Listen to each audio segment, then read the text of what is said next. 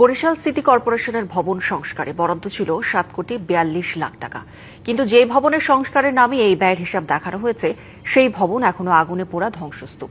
একই সাথে বাজেটে সংস্কারের জন্য যুক্ত অন্য ভবনও দেখেনি আলোর মুখ। তাহলে বরাদ্দের কোটি কোটি টাকা গেল কোথায়? এই প্রশ্নই এখন ঘুরপাক খাচ্ছে নগরবাসীর মনে।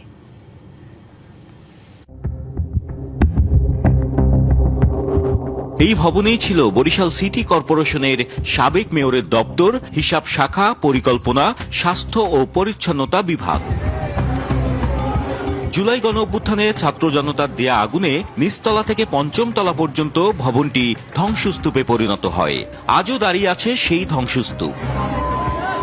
অথচ ডিবিসির অনুসন্ধান বলছে, সাবেক সিটি কর্পোরেশনের প্রশাসক রায়হান কাউসারের সময় 2025-26 অর্থ বছরের বাজেটে 2024-25 অর্থ বছরের সংশোধিত হিসাবে অ্যানেক্স ভবন ও অন্যান্য ভবন মেরামত এবং সংস্কারে ব্যয় ধরা হয়েছে 7,42,00,000 টাকা। নথি বলছে বাজেটের অর্থ ব্যয় হয়েছে, কিন্তু মাঠ ঘুরে দেখা যায় সংস্কারের কোনো বাস্তব চিহ্নই নেই। আমরা শুধু অ্যানেক্স ভবনই নয়, একই বাজেটে সংস্কারের জন্য যুক্ত থাকা অন্য ভবনগুলো ঘুরে দেখব এবং সেখানকার চিত্র তুলে ধরব। সিটি কর্পোরেশনের নগর ভবন, আমানতগঞ্জের যান্ত্রিক শাখা, পানি শাখা এবং নগরের উপস্বাস্থ্য কমপ্লেক্স। অনুসন্ধানে এসব স্থাপনাতেও ওই সময়ের মধ্যে বড় ধরনের কোনো সংস্কার কাজের দৃশ্যমান প্রমাণ পাওয়া যায়নি। 5ই আগস্টের পরে এ ভবনের কোনো সংস্কার হয়নি, বরঞ্চ এর লোহা লক্ষ টিন খুলে রাস্তায় পড়ছে। এতে অনেক সময় দুর্ঘটনারও শিকার হচ্ছে। এটা দ্রুত হয় সংস্কার করুক, না হয় ভেঙে ফেলুক। তাহলে নথিতে দেখানো টাকার ব্যয়ের হিসাব কোথায়? এ প্রশ্নের উত্তর জানতে যাওয়া হয় বরিশাল সিটি কর্পোরেশনের হিসাব শাখায়। পাওয়া যায়নি হিসাব রক্ষণ কর্মকর্তাকে। এরপরে যাওয়া হয় প্রধান নির্বাহীর কক্ষে। বাজেটটা ছিল বিল্ডিং কোড, যে কোনো বিল্ডিং এরকম সুনির্দিষ্ট নাই যে আমরা এই ভবনের জন্য আলাদা করে বরাদ্দ, এরকম না। বিল্ডিং কোড খরচটা আমরা এই ভবনের জন্য করতে পারি। আমার যতগুলো বিল্ডিং ভবন টবন আছে, এই সব খাতে আমরা টাকাটা খরচ করতে পারি।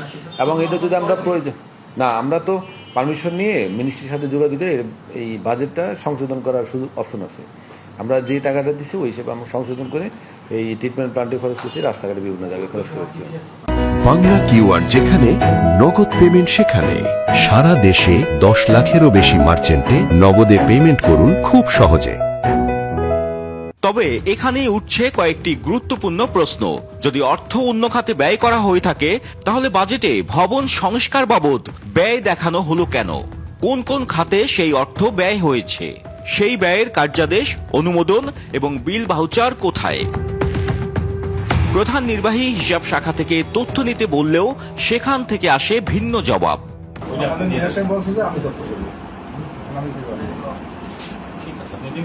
আমি দেবো না বলে নেই, তথ্য তো আমাদের কাছে যেটা আছে বিভিন্ন খাতে ব্যয় হয়েছে এবং অনুমতি নিচ্ছেন যে আমরা এই ব্যয় এইখানে করব, সেটা তো মন্ত্রণালয় থেকে একটা অনেক পাঠাইছে।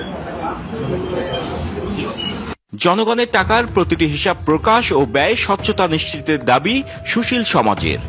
ভবনের সংস্কারের জন্য যে বাজেট দিয়ে তারা যে কথাটা বলছে এবং ব্যয়ের খাত যেখানে দেখাইছে সেই তুলনায় কিন্তু সেইটার কোনো কিছু পরিলক্ষিত হয়নি এবং পরবর্তী তদন্তে দেখা গেছে যে সেরকম কোনো এই খাতে কোনো ব্যয় সেরকম হয়নি। তো এই কিন্তু আসলে একটি অনিয়ম এবং আমি মনে করি যে এটি যথাযথ তদন্ত হওয়া দরকার। অভিযোগের সত্যতা পাওয়া গেলে তদন্ত করে প্রয়োজনীয় ব্যবস্থা নেওয়ার কথা জানান বর্তমান প্রশাসক।